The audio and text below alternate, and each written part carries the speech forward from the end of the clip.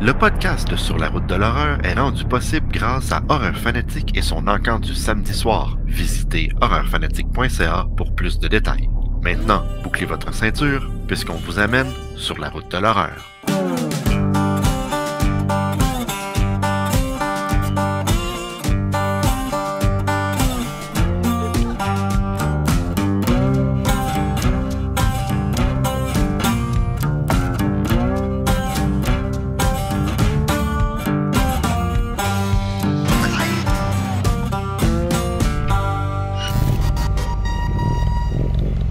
Hey, salut ma gang de capotés de films d'horreur, comment ça va?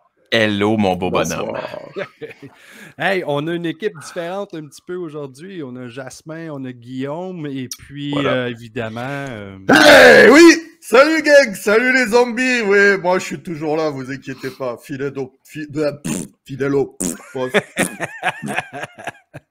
Évidemment, on a le retraité lutteur qui est avec une belle zombie blanc qui était en train de perdre son dentier. Hey, aujourd'hui, on a un invité vraiment, vraiment cool parce que je suis un gros fan de lui. Je parle de Simon Olivier Fecteau, des Chicken Swell, du Bye Bye. Écoutez, on va avoir du fun, mais avant de commencer, on va faire ce qu'on fait habituellement, puis on va partir avec le tour de table horrifique. Bienvenue au tour de table horrifique! Et pour le tour de table, j'aimerais commencer, si c'est possible, avec Guillaume. Si tu as quelque chose, Guillaume. J'ai rien acheté. Par contre, je suis en train de lire le scénario de The Conjuring, le premier, scénario de tournage. Et je n'ai pas vu le film encore, mais je vous confirme que le scénario, il est terrifiant. Fait que j'ai très hâte de finir le scénario et après ça d'écouter le film pour voir qu'est-ce qu'il en est devenu. Je vous reviens là-dessus éventuellement. C'est vraiment hâte ça. C'est un des films dans peut-être 3, 4, 5 dernières années. Je ne me rappelle même pas quand est-ce. Ça fait longtemps, je pense, de Conjuring, qui m'a le plus effrayé. Sérieux, c'est venu me chercher. Ah non, mais écoute, je lis ça le soir avant de me coucher. Je suis là sur mon Kindle. C'est toutes les lumières éteintes. J'ai un petit Kindle qui allume comme juste l'écran. Là. Puis je lis, puis à un moment donné, je suis comme non, j'arrête. Bon. Fait que, je vais me rendre à la fin, mais très tranquillement. Mais j'ai hâte de voir ton analyse sur le film en tant que tel, parce que c'est deux choses complètement différentes. On le sait, quand on lit quelque chose, ça peut jouer avec l'imagination un peu plus. Ouais. T'as déjà vu le film, Guillaume? Non. Non, c'est ça qu'il dit. Et c'est ça qui est le fun. Non, c'est ça. Je le lis avant d'écouter le film, donc ça va me donner une autre approche, quoi. Nice. Jasmin, toi qui achètes tout le temps des magasins au complet à chaque semaine, qu'est-ce que tu as acheté? Cette semaine, j'ai pas acheté grand-chose. En fait, vous êtes allé à Horror Round il n'y a pas longtemps et j'ai su qu'un de mes artistes préférés était sur place. Alors, j'en ai profité pour demander à Martin, excusez-moi, s'il pouvait me ramasser un petit poster. J'ai une belle petite collection de posters à la maison. Je voulais agrandir la collection. Je voulais rajouter ça. Alors, sans plus tarder, je vous montre ce que j'ai reçu. En direct de Horror Hound, là, ça prend de la place. Là, j'ai réussi à le faire encadrer. Mais nice. Je suis un fan fini de Scream. Ma blonde est une fan finie de Scream. Et Stab, bien évidemment, est le film qui avait été inspiré des Woodsboro Murder après Scream 1. Alors, d'avoir une petite pièce là, à l'effigie de ce film fictif-là. Là, évidemment, le film n'a jamais existé. Je suis vraiment content de rajouter ça, puis ça fait tout super bien sur le mur, alors je suis super content là, de ce côté-là. Alors, Martin, un gros merci encore de... Ouais, ben moi, je sais pas ce que t'as fait à Martin, franchement, parce que moi, Guillaume, il a toujours ma photo dédicacée, et puis je l'ai toujours pas. Fait chier. Ah, coudonc, je suis un bon ami. Mais Guillaume aussi, c'est un bon ami, c'est juste que ça n'a pas à donner. T'as oublié de mentionner quelque chose, Jasmin, par exemple. De quel artiste il s'agit? Matt Ryan Tobin. Et je veux le mentionner. Extrêmement sympathique. Oui. Ben, toute la gang, en fait, était sympathique. Oui, toute la gang les Canadiens, d'ailleurs, les artistes canadiens. Ouais. Et Matt, ça donne que Matt est mon artiste favori. J'ai des posters de lui juste en arrière de moi, Fright Night, et puis Jason Lives, qu'est-ce que vous voulez? Je l'adore. Moi, ce que je veux vous parler, on parle de notre semaine, puis j'ai vu un film assez spécial sur Tubi cette semaine. Et juste pour vous montrer à quel point c'était spécial, je vais vous partager la bande-annonce de ce film parce que ça vaut vraiment la peine. Le film s'appelle Monstered.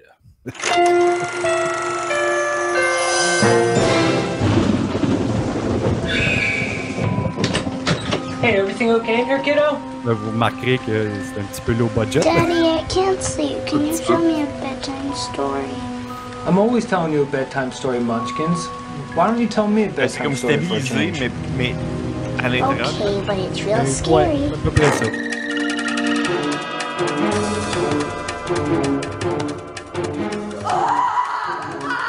Ici, ce que vous avez vu, c'est une madame qui vient de se faire asperger de merde. Il y a beaucoup de blagues à la merde aussi.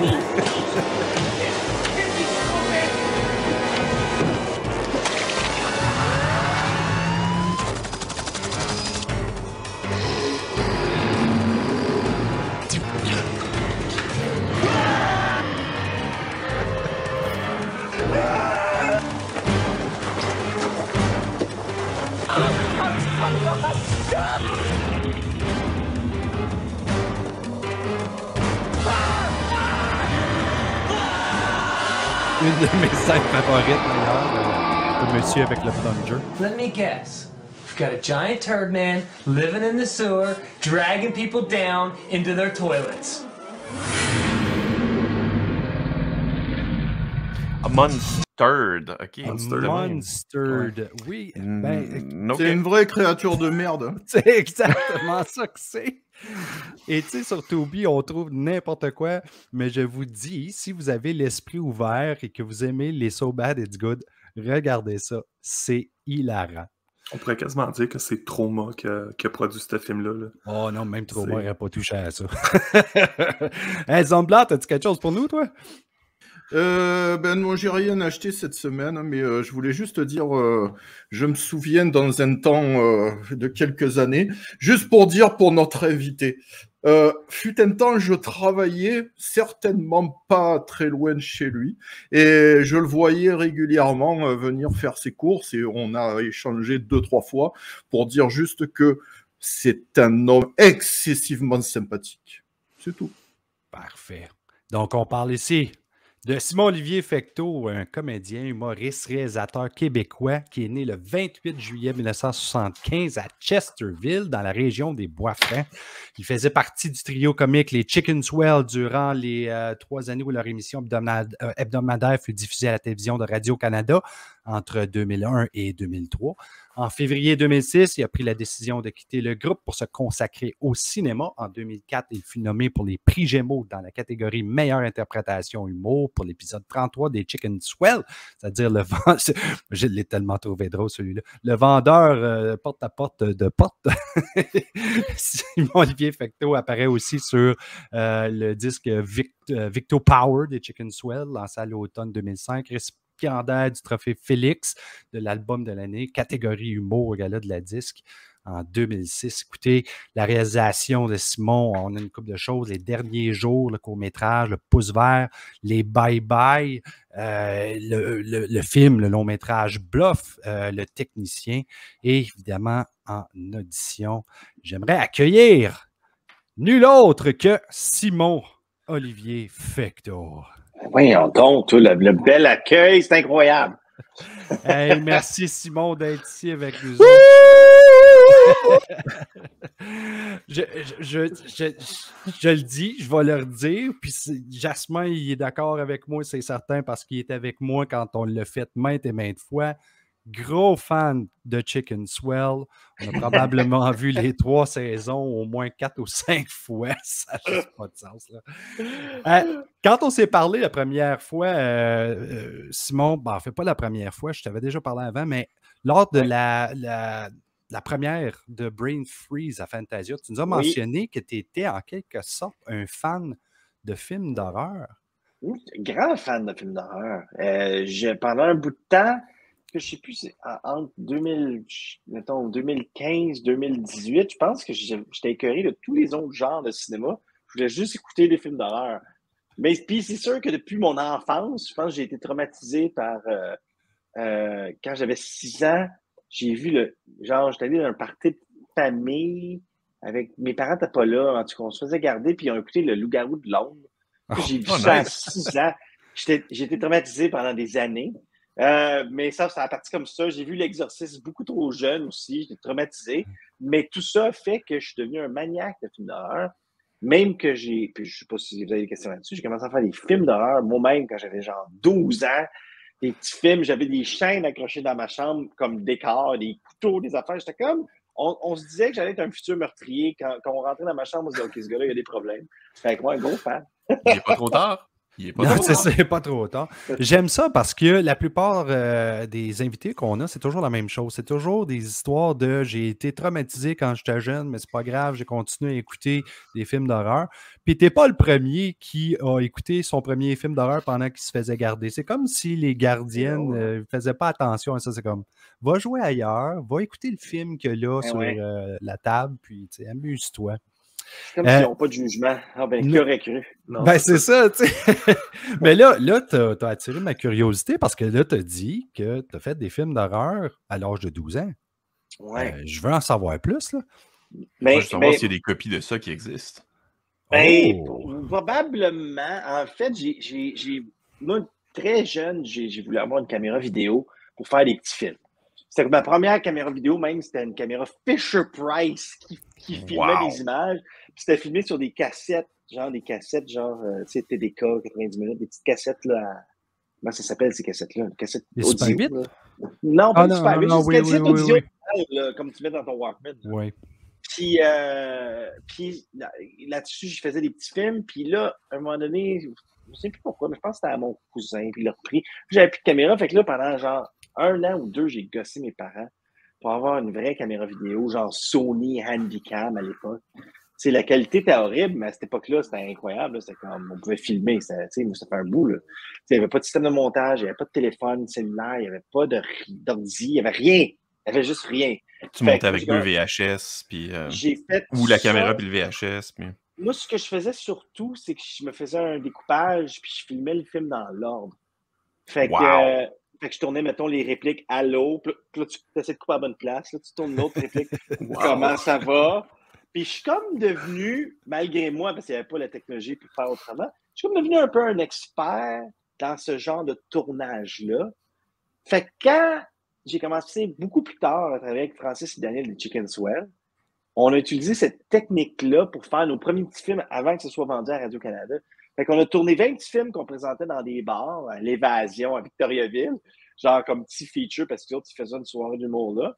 Fait qu'on présentait ces petits films-là, puis ils étaient tous tournés, montés. Fait que tout était fait en ordre. Mais sauf que là, j'avais pris de l'expérience. Fait que les films, t'as quand même... Le beat t'es pas pire, ça se pouvait, tu sais, puis on mettait de la musique par après. Tu sais, fait que c'est ça. Fait que c'était le début. Wow. Mais la réalisation, cette passion-là, pour toi, est débutée comment exactement, je veux dire? J'ai des frères plus vieux qui m'ont initié rapidement au cinéma d'auteur, tu sais, comme à David Lynch, mettons, quand j'avais 12 ans. C'est comme, regarde la réalisation. Tu sais, il me parlait de réalisation, je connais, j'ai aucune idée. Tu sais, mettons, Scorsese, David Lynch, des films comme... des films des années 80, là, mettons Adrian Lyne, ou des affaires de même, tous des réalisateurs qui avaient comme une signature. Puis, je me suis comme intéressé à ça, mais j'ai jamais voulu être réalisateur, bizarrement. Ce que je voulais faire, c'est juste tourner mes idées. C'est plus ça l'idée. C'est comme, hey, j'ai cette idée-là, ça serait fun de la tourner. Fait que, du coup, c'était quoi tes idées? Ça racontait quoi tes petits courts-métrages? Ben, c'est souvent des histoires de meurtre, en fait. Puis c'est pour ça que je dis j'ai commencé tôt à faire des films d'horreur. Tu sais, au début, je faisais juste m'amuser avec la caméra, mais ça finissait. Il y a une vidéo épouvantable que j'ai faite quand j'avais, je sais pas, 13 là. C'est une vidéo. C'est pas drôle pantoute, mais je suis pas chaud de rire, tellement c'est débile. C'est une vidéo que je montais sur une pine, puis il y avait une pine derrière, puis je me pendais. Puis là, je tombais, puis j'étais pendu, comme hyper traumatisant, hyper trigger pour n'importe qui écoute ça. Mais moi, c'était ma tête, c'était des effets spéciaux. C'était comme, hey, comment faire? J'ai l'air vraiment pendu. Puis après ça, je montrais ça à mes parents. Puis, puis la réaction inattendue de mes parents, c'est que aïe, c'est vraiment créatif. Wow! Respect à tes parents. Écoute, ben, tu sais, mon père, c'est un artiste peintre, fait que je pense qu'il était comme habitué, tu sais, c'était son métier, fait que je pense que les autres étaient habitués dans la création, mais c'était vraiment bad trippage, je pense que c'est ça que du recul. Fait que c'était toutes des affaires de meurtre, puis de mort quelconque, puis d'explosion, puis whatever, qui demandaient un peu d'effets spéciaux, tu sais. Mais dans tes premiers films, est-ce que c'était majoritairement ce genre de film-là, comme tu essayais des effets spéciaux, films d'horreur, whatever?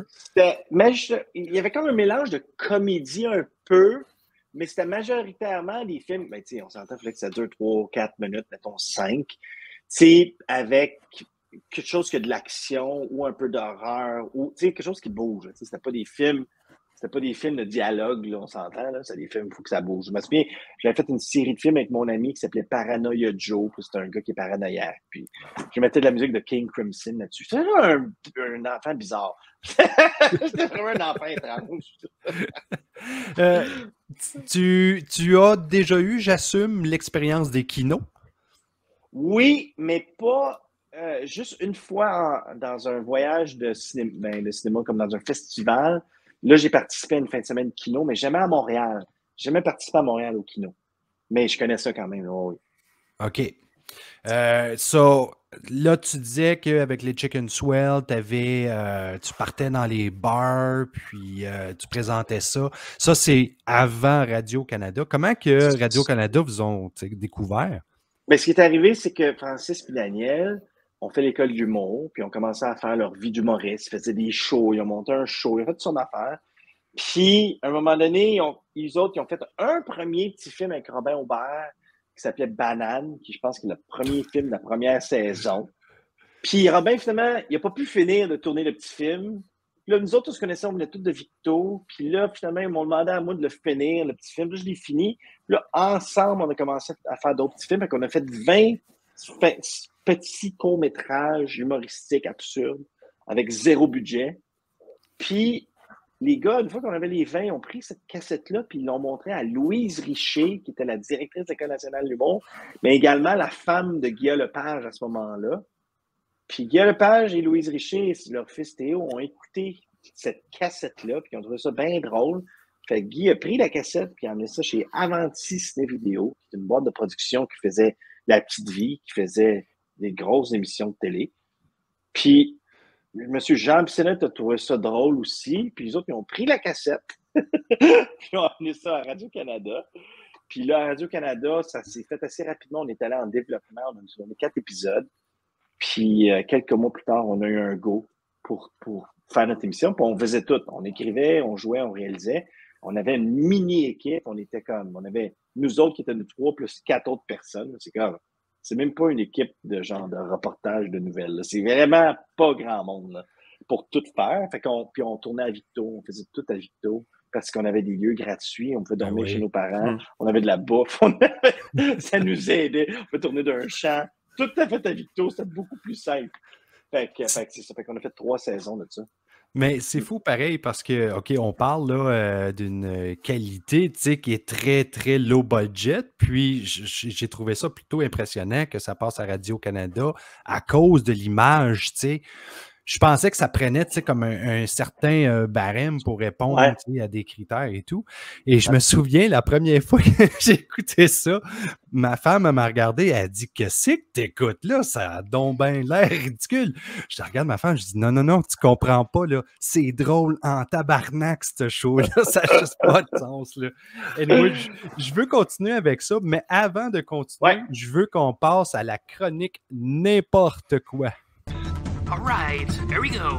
It's time for n'importe quoi dehors, n'importe quoi dehors, n'importe quoi on the road of the terror. Le micro est à toi, Jess. Je m'ennuyais de cette tune-là. En fait, quand j'ai su qu'on recevait Simon comme invité ce soir, étant moi-même un très grand fan de les Chicken Swell, ça m'a tenté l'esprit un peu de dans quelle direction je voulais aller. Puis, tu sais, vous me connaissez, j'aime ça faire des petits top 5, des petites choses en même. Fait que j'ai décidé d'aller de vous donner un petit top 5 de films d'horreur absurdes, étant très absurdes au niveau des Chicken Swell. Je commence avec un film que j'ai bien aimé, puis Simon l'a mentionné tantôt, David Lynch. On parle de... Je pense que n'importe quel film de Lynch pourrait être considéré comme un film d'horreur absurde ou thriller absurde. Je veux dire, ça va par toutes les directions. Tu sais jamais dans quoi tu vas t'embarquer. Mais pour moi, le film que j'ai choisi, c'est Eraserhead. Je pense qu'il n'y a pas plus... il y a pas plus classique que Eraserhead, comme un film fucké, un film qui... T'as l'impression que c'est cauchemardesque du début à la fin. Tu sais que c'était le film préféré, je pense, à Stanley Kubrick, hein? Je crois. Oui, ça se peut, ça. Il est quand même pas rien, on s'entend. Hein? Oui, effectivement. Ouais. Par la suite, j'y vais avec un petit film que j'ai découvert il y a une couple d'années, mais Simon, si tu n'as jamais vu ça, je te le recommande fortement. Le film Birdemic. Ah ouais, non. Écoute, t'as l'impression que c'est une attaque, c'est un peu comme Birds d'Alfred Hitchcock si les oiseaux avaient été faits par Paint. C'est vraiment pas plus compliqué que ça. C'est vraiment, vraiment absurde. Par la suite, j'y vais avec... pas un film d'horreur, mais un film qui est sorti il y a quelques années des réalisateurs Daniels, deux réalisateurs qui ont le même prénom, Daniel, évidemment, Swiss Army Man, où est-ce que Paul Dano est pris sur une île déserte et doit se trouver une façon de s'en aller de l'île et trouve un corps mort. C'est Daniel Radcliffe et profite du corps mort pour trouver une façon. Le corps mort prend vie, si on peut dire. Est-ce que c'est dans sa tête? Est-ce que c'est pour vrai? Il l'utilise comme un jet ski un moment donné. Là, c'est de la pure fantaisie, mais c'est vraiment excellent. Par la suite, j'y vais avec Martin, on a eu ça au Mayfair il y a quelques années, mais The Greasy Strangler. Ah ouais.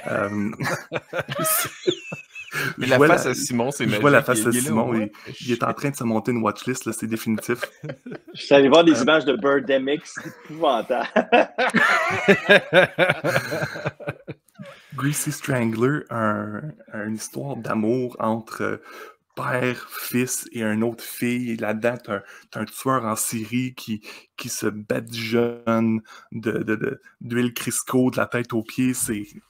C'est complètement fucké, c'est complètement fou, c'est absurde. Mais tellement un beau film, pareil, tellement bien réalisé.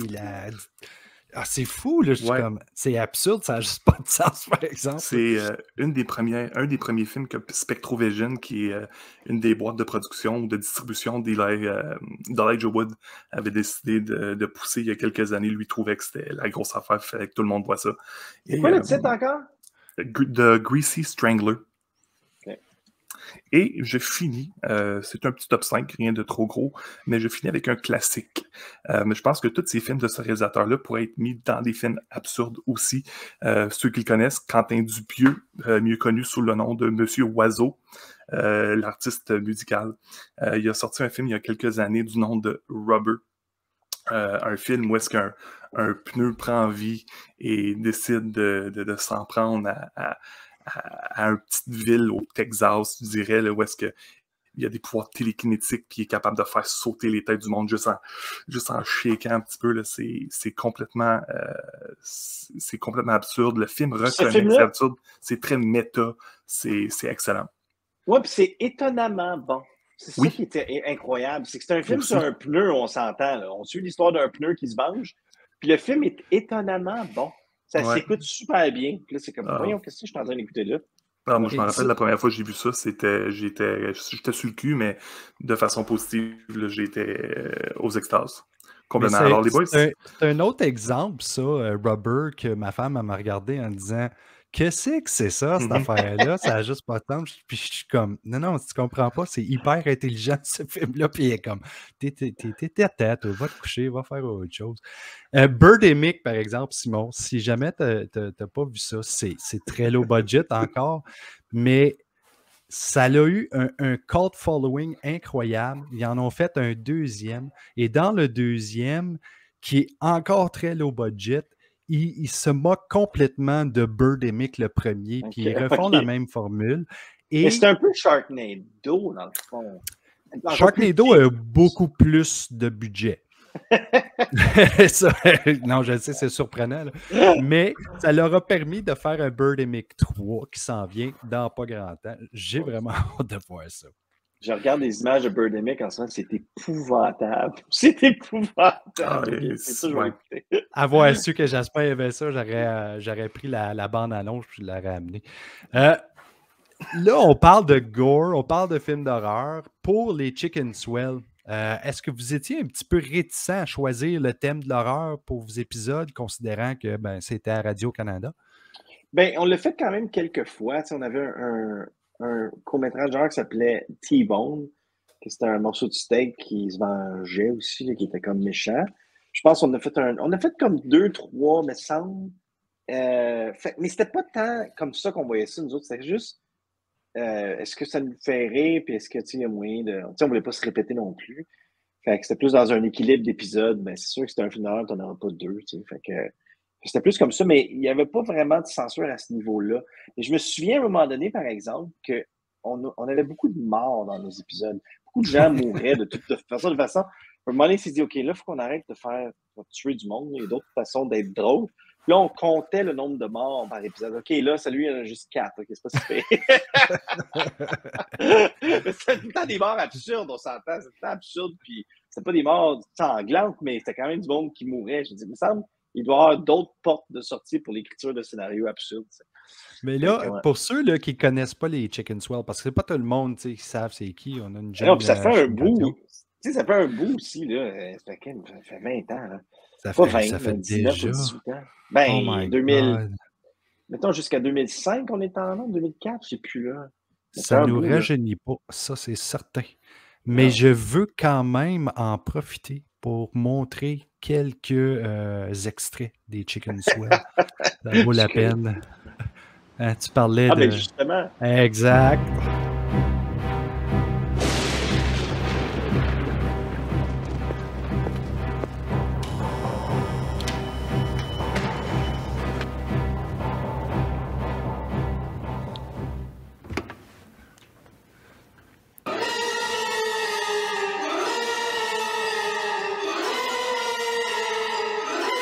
Voyons, reste pas là, entre.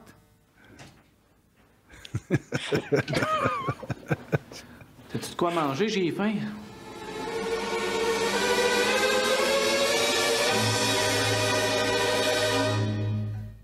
C'est plus bon, ça?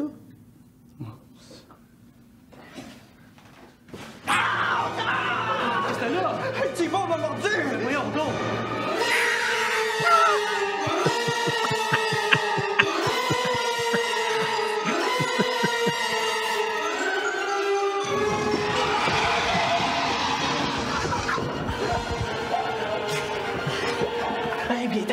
Non, sauve-toi pas, toi. C'est pas de temps, je te laisse ça t'aller, vite.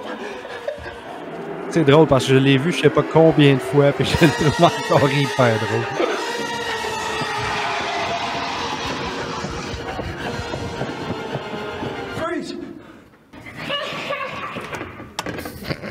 Là, on va avec le côté un petit peu plus gore maintenant. Salut! Ça va? Oui, entre. Oh, il est beau ton chien. Allô? Ouch! Ouch! T'as lâché la main! Méchant chien! Non, c'est pas grave, laisse pas, il est jeune. Je m'excuse. Ah non, c'est pas grave, ça va aller, c'est correct. Veux-tu rentrer? Oh oui. Oh oui. Ah, c'est quoi, vous aviez utilisé du ketchup? Tiens. Ça ressemble à ça, hein? Ça ressemble à du Je ketchup. finis de me pas mal. préparer, puis j'arrive. OK. Je pense que c'était du ketchup. Je pense qu'on n'avait pas les moyens pour du faux sang. Clairement.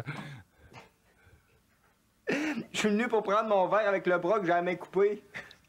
Aïe, aïe! Hey, c'est un Gérard, ça? Oui, un original. Vraiment hot. Ah, ce tableau-là, c'est moi qui l'avais fait. Pas vrai? Va chercher! J'ai sacrifié ma carrière de soccer pour toi. Oh, ben sacrément, ça se passera pas de même. C'est fini, Julie. Je te quitte. Je m'en vais d'ici.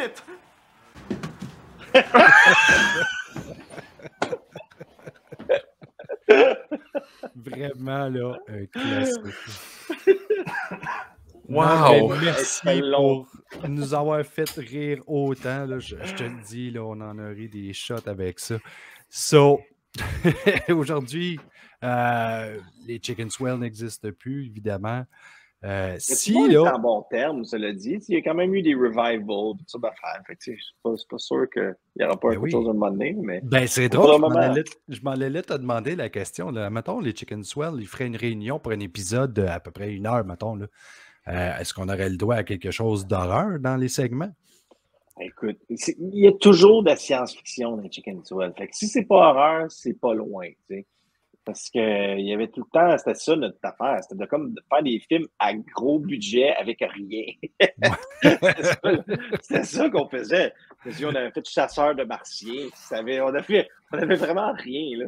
Fait que probablement qu'une section quelconque, je sais pas gore ou horreur, mais en tout cas, c'est sûr qu'il y a des gens qui vont être séparés en deux ou qui vont mourir ou quelque chose. Là. Il y a quelque chose.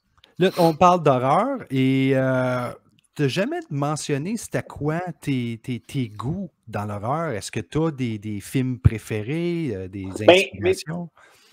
Moi, j'aime vraiment un large spectre dans l'horreur. J'aime les films vraiment, des fois cheap, mais épouvantables, qui montrent des affaires. Tu dis que s'il y avait du budget, il n'y aurait jamais fait. Tu sais, mettons comme Human Centipede. Birdemic, non, mais Human Centipede, ils ont quand même du budget, là. Mais sauf qu'après ça, ils ont fait des déclinaisons après qui étaient épouvantables. C'était vraiment mauvais en plus. Ou des films comme, mettons, c'est-tu VHS ou c'est-tu. Il y a VHS qui était pas bien, mais j'essaie de me rappeler de certains films comme The Curse ou des films comme. Des petits films là, qui sont trop épouvantables. C'est juste que j'ai pas les bons noms. Mais j'aime aussi, tu sais, comme un de mes films préférés de tout court, c'est Midsommar, qui est un autre genre de film d'horreur, là, qui est un film d'horreur d'auteur, qui est comme super, vraiment bien fait, puis psychologiquement, c'est débile. T'as des bons fans de Midsommar ici, sérieux. Moi, je l'ai vu là, à peu près juste 2-3 semaines et pow, j'étais comme, oh my God, ça a fait ce cerveau. D'ailleurs, il y a un nouveau film ça fait pas longtemps qu'il est sorti qui s'appelle X, qui est vraiment bon. Il est au cinéma en ce moment. Moi, je ne sais pas encore, malheureusement. C'est vraiment bon. Puis je m'attendais pas à ce que ce soit bon comme ça. Ça reproduit un peu des films d'horreur des années 70, un peu inspiré de Texas Chainsaw Massacre, un peu. Mais, juste une seconde. Chérie?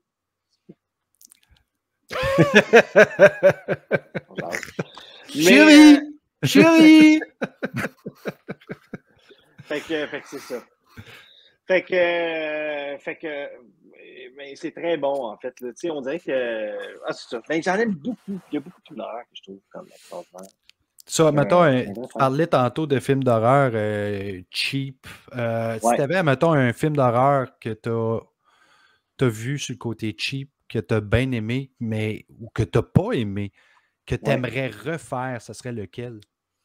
Ok, c'est une bonne question. Que j'aimerais refaire.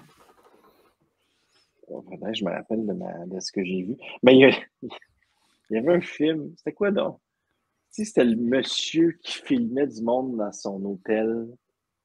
C'était quoi donc ça? Il y avait comme des petits couples qui venaient. Puis, hein? Pas Maniac. C'était-tu Maniac? Tu disais. C'était comme ça se passait dans le sud des États-Unis. Il louait comme une chambre, puis il filmait ça. Puis le bonhomme était vraiment dégueu. Là. Il était vraiment, le casting du bonhomme. 13 caméras. Oui, c'est ça. Je pense que c'est ça. 13 cameras, oui. Je pense que des films de même, peut-être ça serait le fun. Ou un film comme, voyons, comme le film qui se passe en Australie, là, un peu le Crocodile Dundee trash, là. Wolf Creek. Wolf Creek, c'est ça, c'était bon. C'était vraiment bon. C'est sûr que ça, c'était vraiment bon. Tu sais. Écoute, on approche maintenant le segment de la salade cervicale. On va y aller avec ça, avec Guillaume. Silence sur le plateau.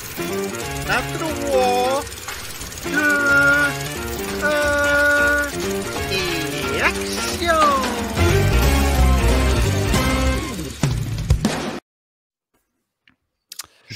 Je vous fais ça le plus court possible, en fait, parce que j'ai plus envie d'entendre Simon que d'entendre ma propre voix. Mais aujourd'hui, voici.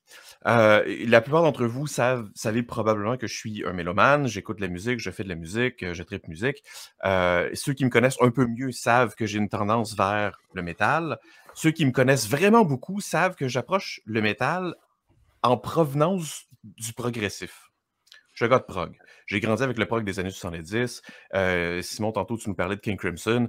Les gros albums vraiment comme hardcore de King Crimson que tu écoutes, puis tu es comme ah, OK, vous avez comme essayé de nous perdre, puis on vous suit pareil parce que c'est cool. C'est de là que j'arrive. Donc, il y a peu de choses qui me font aussi plaisir dans la vie que quand un band de métal fait du prog métal combiné ensemble. Il y a des gens qui le font proprement et il y a des gens qui le font de façon très expérimentale, des fois un peu grinçant. C'est le cas des albums du chanteur Mike Patton, qu'on connaît plus comme étant le chanteur de Faith No More et de Mr. Bungle. Et j'ai découvert, shout-out à Simon Pierre, chez qui on est allé tourner récemment, qui m'a fait découvrir ça, le groupe Fantomas. Et Fantomas a un album qui s'appelle The Director's Cut, qui est une série de chansons inspirées de films. Maintenant, c'est des reprises des musiques de ces films-là tournées à sa façon à lui. Et c'est toujours un peu étrange. Il y a beaucoup d'horreur, il y a un peu de films noirs, polars américains, il y a un petit peu de sci-fi, il y a un petit peu de trucs comme ça. Je vous ai fait un medley qui est un recueil de la plupart des chansons sur cet album-là. Je ne sais pas comment faire play là-dessus. Est-ce que c'est moi qui dois le faire ou est-ce que c'est... OK.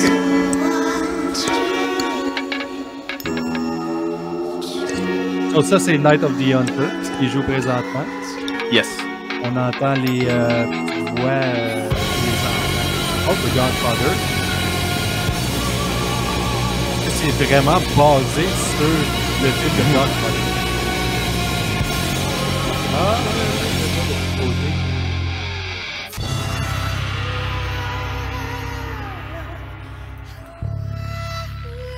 Cape Fear, un film que j'ai tellement aimé d'ailleurs. Celui de Robert De Niro, par exemple, j'ai pas vu l'original.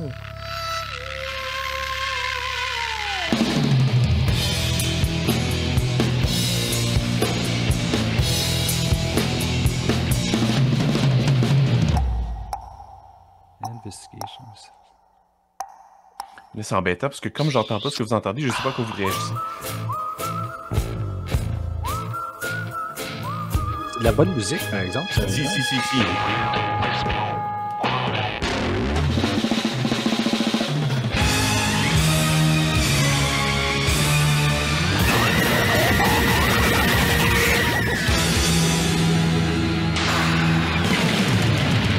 Pourquoi est-ce que je suis pas surpris que c'est Simon Pierre Vigent qui a découvert ça? Écoute.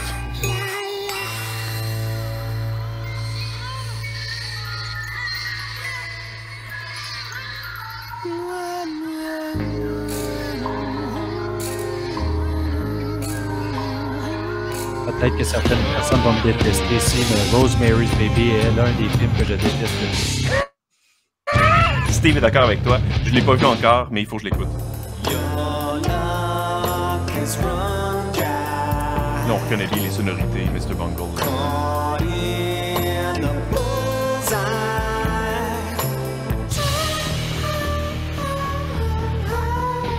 Un film que je dois redécouvrir encore.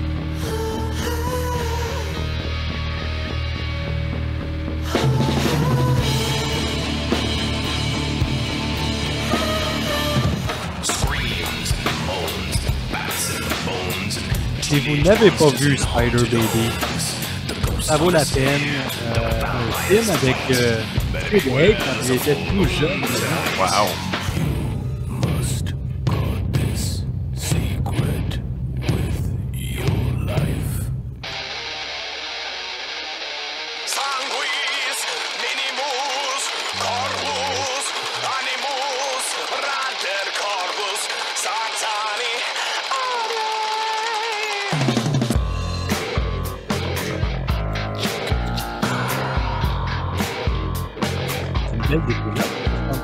Vraiment beaucoup. Je me suis tapé l'album 4 fois depuis. Je tripe bien raide.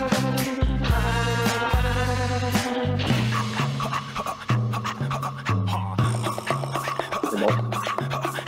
When we play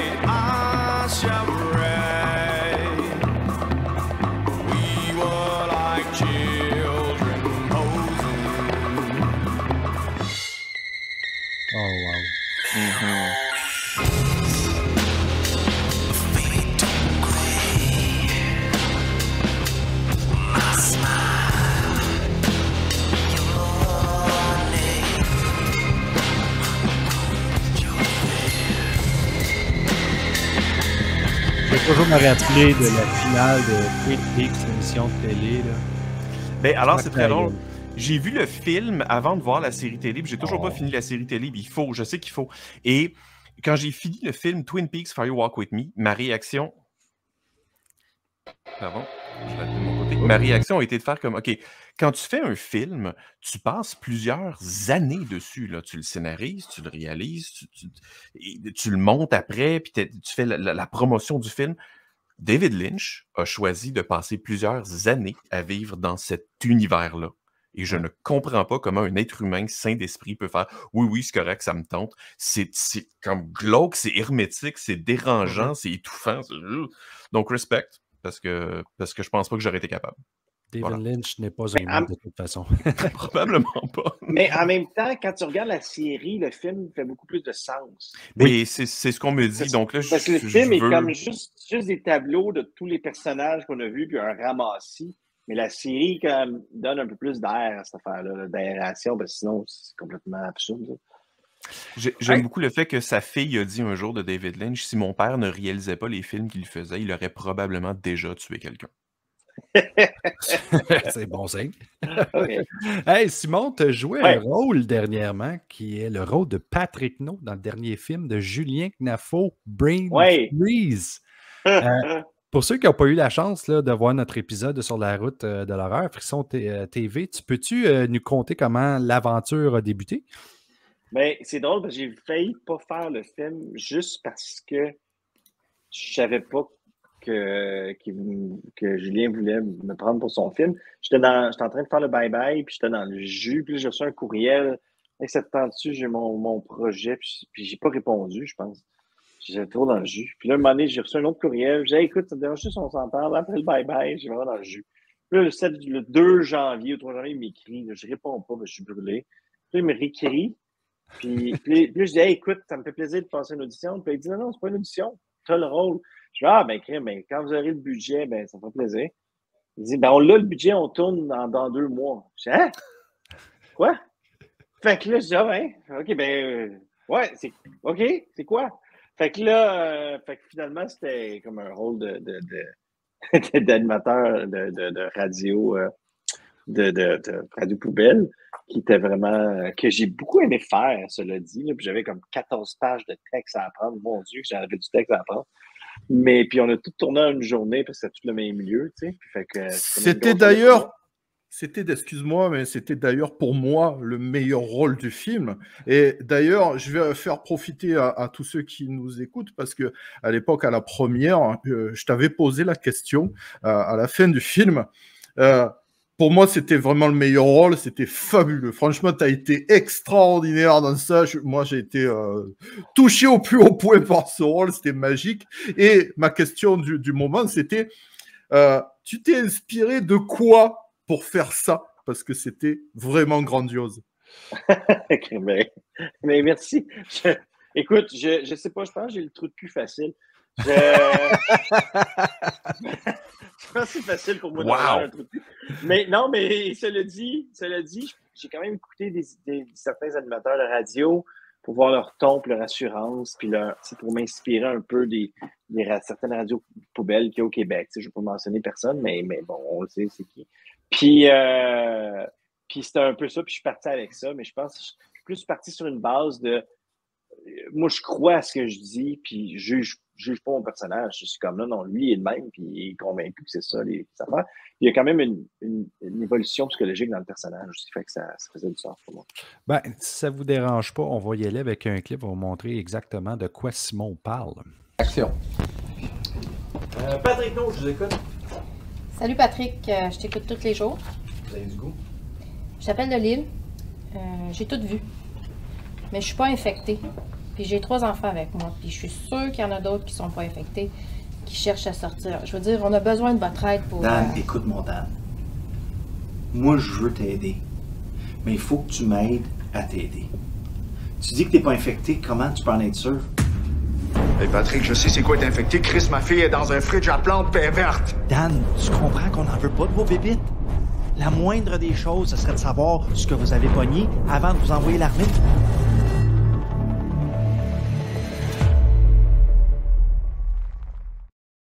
So, quand Julien nous parlait, il nous disait qu'il y avait eu toutes sortes d'embûches pour la production du film. Est-ce que la COVID faisait partie des embûches? Oui, à cause de la COVID, la production a dû arrêter le tournage, je pense, c'est 2 ou 3 jours avant la fin. Fait qu'il manquait comme 3 jours. Puis c'était des scènes dans la neige. Fait que c'est comme après ça, la neige fond, c'est ça qui arrive au Québec. Puis, mais elle revient 6 mois plus tard. Ouais, elle revient, mais le film, il faut qu'il se fasse. Il avait tout fait le film. Fait que je pense qu'ils ont réussi à tourner en été, plus tard, des scènes que ça avait de l'air de l'hiver. Ils ont bien fait ça, puis ça n'a pas tout paru. Mais ça a été un gros embûche pour le film, en fait. Ça a été un gros obstacle pour le film.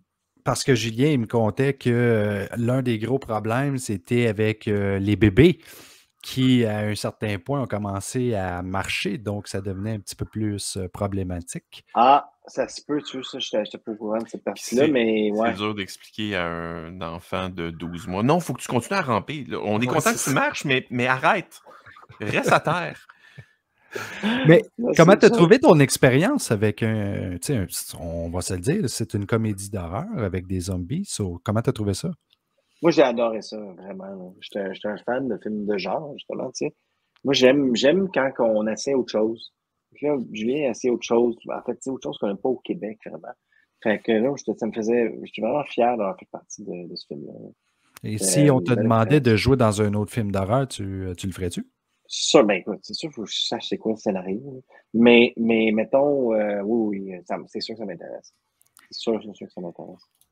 Quel genre de rôle t'aimerais jouer? Qu'est-ce que j'aimerais jouer? Ben, j'ai le méchant facile, bizarrement. Je pense que visuellement, j'ai de l'air gentil. Je pense. À moins que j'ai juste l'air prétentieux, je suis pas sûr. Non, t'as de l'air gentil. Moi, j'ai de l'air gentil, mais on dirait que ça m'aide à faire un bon méchant. Tu sais, comme je faisais la série en audition avec Simon. Puis j'avais vraiment du fun à jouer le réalisateur mange-marde. J'étais vraiment à l'aise là-dedans. C'est comme, je sais pas pourquoi, soit que j'extériorise une petite partie de moi que je savais pas qu'elle existait, mais fait que de jouer un méchant, je trouve ça vraiment le fun. C'est vraiment comme juteux. OK, bien, on va prendre ça en note parce que si jamais on décide de se taper un long métrage, peut-être qu'on pourrait écrire quelque chose d'assez intéressant. Moi, regarde, je suis là. Let's go, on fait des projets. Écoute, on va peut-être se reparler bientôt. Je savais que Guillaume t'a pour dire quelque chose comme ça. Là, c'est le temps pour toi de nous dire l'anecdote. On va partir le thème maintenant. Anecdote, c'est le temps de l'anecdote.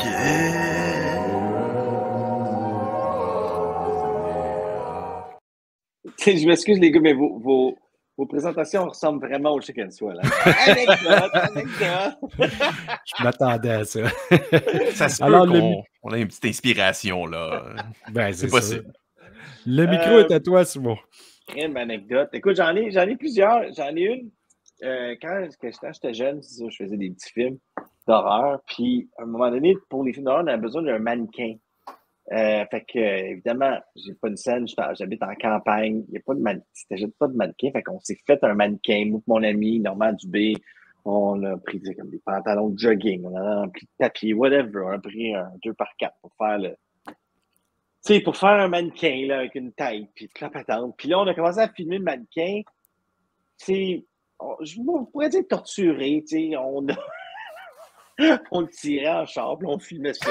On le pitchait en bas d'un ravin, puis on filmait ça. On aimait comme... C'était notre cascadeur. Notre mannequin était le cascadeur. Puis, à un moment donné, on voulait faire une blague à mon père, puis on a mis... Je pense que c'était à Halloween, mais c'est pas clair. C'était peut-être juste une journée random. Puis là, on a mis le mannequin sur la minivan de mon père. Puis je pense qu'il y avait de la neige, puis on a mis du sang comme qui sortait de la tête. C'est comme s'il y avait un mort sur son char. Puis là, un moment donné, il est allé voir ça. Il dit, qu'est-ce que c'est ça? Puis il est sorti dehors, puis il a arraché ça, puis il était vraiment en tabarnak. C'est comme, qu'est-ce que vous faites là? Puis là, on a pris le mannequin, ben là, il était fâché, qu'on l'a mis dans le sous-sol, puis il était comme assis même dans le sous-sol. On l'a juste mis là. Puis là, un moment donné, on entend ah! Dans l'affaire de lavage, elle l'a vu, elle a pensé qu'il y avait un homme dans le sous-sol. Fait que là, finalement, il a fallu détruire le mannequin. Puis pour le détruire, on a décidé de d'attacher. Puis on a commencé à le frapper parce qu'on trouvait drôle de filmer ça. Parce que, on venait cette vie de mannequin-là, puis c'était notre cascadeur. Fait que là, on le frappait, puis à un moment donné, on s'est rendu compte que ça filmait pas. Puis on était juste en train de torturer un mannequin dans un sous-sol. Puis là, moi puis mon ami, on se regarde. OK, je pense qu'on a des problèmes, man. C'est pas normal. Ah ouais? T'es-tu un fan de Mythbusters? J'y connais bien, mais j'ai pas écouté énormément d'épisodes, mais je trouve ça cool, par exemple. Parce qu'eux autres aussi, il y avait un mannequin qui le torturait énormément souvent. Mais qui le reconstruisait entre chaque fois. Là, donc, quand même, respect. Ça, je ne savais pas. Mais je me souviens, ce mannequin-là, il est vraiment, mon Dieu, on dirait. Je te le dis, tout pointait vers je suis un psychopathe, puis mes parents étaient comme, c'est vraiment créatif. Mais voyons donc, moi, avoir un fils comme ça, je me dis, à un moment donné, je dis, hey, on va le jaser un petit peu. J'ai jamais eu de talk avec mes parents, jamais rien eu de ça. Mais tu vois, c'est peut-être la bonne approche. Si tes parents avaient tout de suite paniqué puis qu'ils t'avaient envoyé chez le psy, peut-être que tu serais devenu un psychopathe. Le fait qu'il t'ait encouragé, non, c'est cool, c'est créatif. Peut-être que pourquoi il est pas psychopathe? Ben, pas que je sache. Justement. T'as pas tué personne encore? Autre que le mannequin. Ok, parfait. Avec les millions de personnages que tu nous as fait, c'est limite. Hein? Donc, OK, là, on parle de psychopathe, puis on le sait, tout le monde qui est ici, peut-être, mis à part Simon, on est tous des psychopathes. Je préfère le terme sociopathe. Comment t'as dit ça? Je préfère le terme sociopathe, mais non, oubliez ça. OK. On va préférer sociopathe pour toi, Guillaume. Dans tes projets futurs, Simon, ça regarde comment? Ben, écoute, je travaille sur des trucs en ce moment, mais j'ai comme pas parlé à personne encore, tout court. Fait que c'est comme des trucs secrets qui s'en viennent, mais c'est d'autres choses. Je vais faire d'autres choses. Fait que je suis comme là-dessus en ce moment. Là. Fait qu'on a l'exclusivité de tu travailles sur quelque chose, mais on ne saura pas c'est quoi. C'est ça. C'est une exclusivité. Ben, tu sais, je vais faire un autre bye-bye parce que, ben, c'est ça, faut que je paye le loyer. Mais sinon, l'autre chose. L'autre chose s'en vient, éventuellement. Quand tu dis qu'il faut que tu payes le loyer, tu parles-tu de celui à New York ou ici au Québec? Je parle de la combinaison des deux, ça commence à être cher pas mal. Mais ça commence à être cher. Fait que c'est sûr qu'il faut que je vive, mais j'ai vraiment hâte de pouvoir en parler de la nouvelle affaire. C'est quelque chose qui me tient vraiment à cœur. C'est juste que je ne veux pas en parler tout de suite parce que je ne suis pas prêt. Je suis pas prêt. Fair enough. Est-ce que, par contre, un long métrage d'horreur fait partie de ta future... Ben, j'aimerais beaucoup ça. C'est drôle, tantôt, tu me parlais de films que j'aimerais refaire, quoi que ce soit. Puis je vais répondre à ta question, mais rappelez-vous du film Audition? Oui. Il était fait en 2000. Film japonais, je pense. Oh oui, avec la fameuse ligne. C'est quoi là, la ligne? Ah, la ligne... Ouais, la...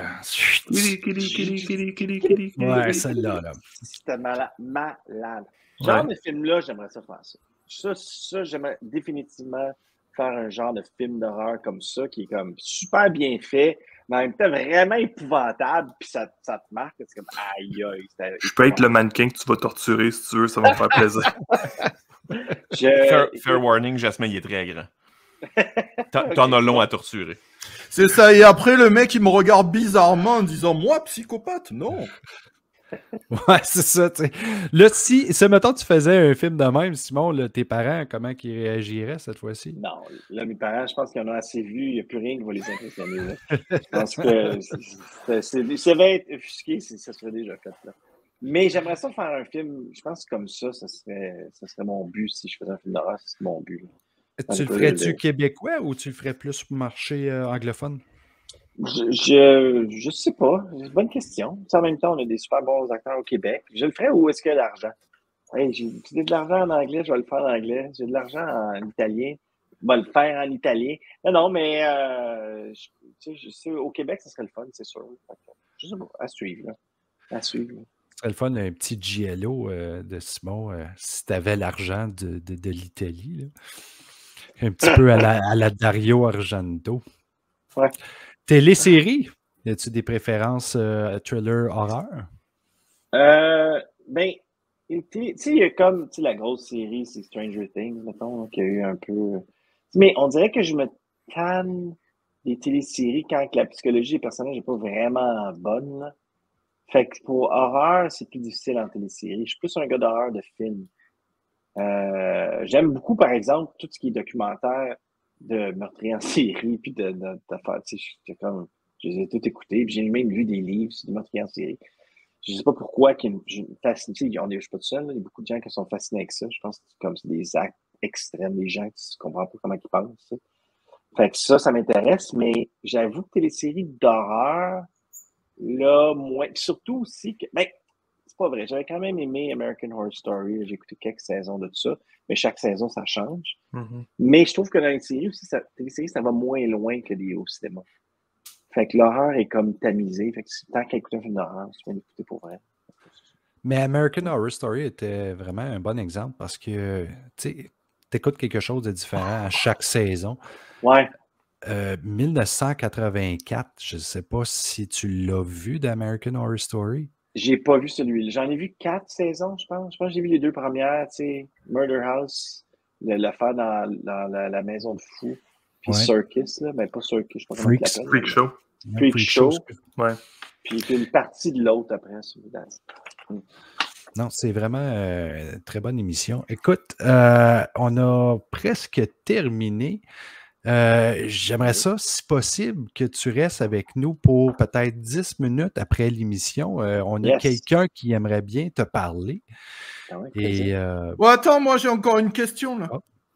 Simon, grand fan de films d'horreur, mais t'as bien un personnage de film d'horreur préféré, genre un tueur en série, Jason, Freddy ou quelqu'un comme ça? Ouais. Ben, dans mon adolescence, mettons, là, où je tripais fort ces films d'horreur, c'était Freddy Krueger. Puis récemment, j'ai réécouté les Nightmare on Elm Street, j'en ai écouté 5, je pense. Ça n'a pas tous bien vieilli, mais le 1 a bien vieilli. Puis je pense que le 4 est encore bon, le 3 ou le 4 est encore bon. Il y en a un que je ne savais pas qui était un film, finalement, un ode à l'homosexualité. Je n'ai jamais vu ça. Le 2. Oui, quand tu l'écoutes comme adulte, tu dis aïe, ok, c'est vraiment gay, là. Puis... Et pas de subtilité, là, vraiment comme écrit au crayon feutre sur le mur, là, c'est comme oui, ok. Cool. Puis j'avais rien vu de ça. Je t'avais dit, tant mieux pour le mouvement des gays, tant mieux, c'est pour la communauté LGBT. Mais c'est juste que quand tu écoutes un film d'horreur, c'est pas la première affaire à quoi tu penses. C'est drôle que tu dises ça parce que moi aussi, quand je l'ai vu, j'étais jeune. Puis, tu sais, moi, c'était un Freddy. Et ça fait pas si longtemps que ça que j'ai réalisé, OK, il y a vraiment une connotation homosexuelle en arrière de ça. Et tu n'es peut-être pas au courant, mais il y a même un documentaire sur le sujet à propos de ce film-là. Si je me rappelle bien, ça s'appelle Jas, aide-moi, c'est-tu Scream Queen? Scream Queen. Scream Queen. Qui est avec le personnage de Jesse qui a eu une carrière très difficile après ce film-là à cause du sujet que ça avait apporté. Ouais. Pas une grosse carrière, malheureusement. Il y a aussi eu une salade cervicale à propos de ce film-là. Ah, absolument, c'est vrai, on en avait parlé. Une salade cervicale, quoi? Une salade cervicale, ouais, mes chroniques, j'avais parlé de ce film-là. J'ai analysé le film de fond en comble, sauf ce sujet-là. Parce que c'est intéressant d'aller au-delà de ça. Oui, mais c'est tellement évident. Une fois que tu le sais, tu peux pas regarder ailleurs. C'est comme, OK, c'est vraiment un truc sur l'homosexualité. C'était juste ce problème. Mais en même temps, comme je dis, tant mieux pour le mouvement LGBT, tant mieux, ça a aidé du monde. Mais je pense que ça n'a pas aidé les Freddy. Je pense que c'est comme un qui n'a pas aidé comment ça se dit, non? La franchise. La franchise, tu sais. Ouais. Ben, oui puis non en même temps, parce que, comme je disais tantôt, c'est pas tout le monde qui ont réalisé qu'est-ce qu'il y avait en arrière de ça.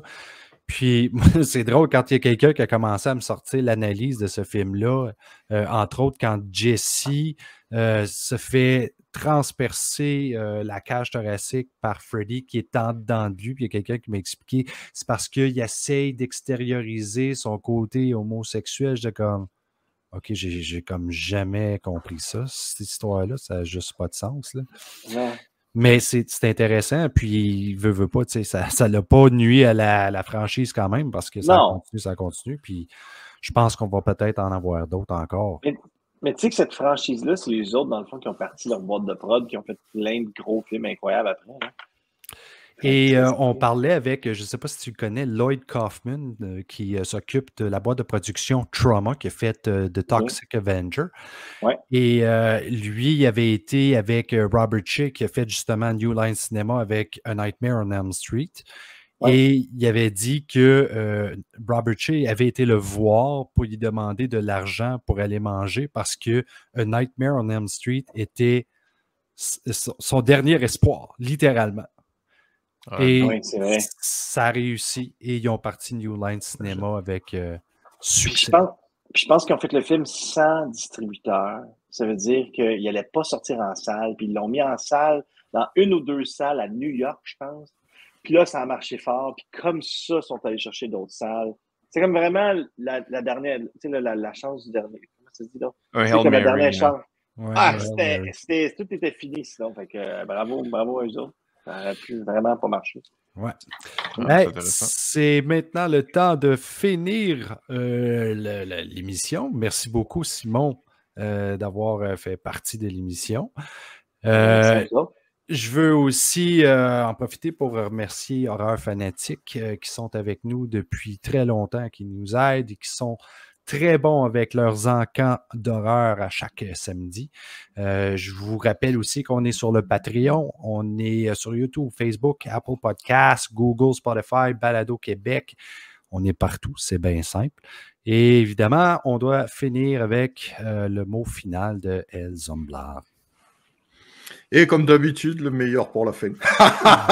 Et alors, je tiens à remercier Simon Olivier, je te déclare ma flamme. Tu es quelqu'un d'extraordinaire et j'adore tout ce que tu fais, c'est magnifique.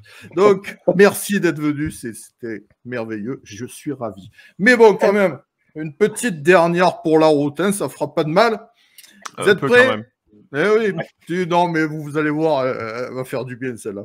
Est-ce que vous savez comment on appelle un homme qui a un grand front? Oui? Non? Non. C'est simple. Un Frankenstein.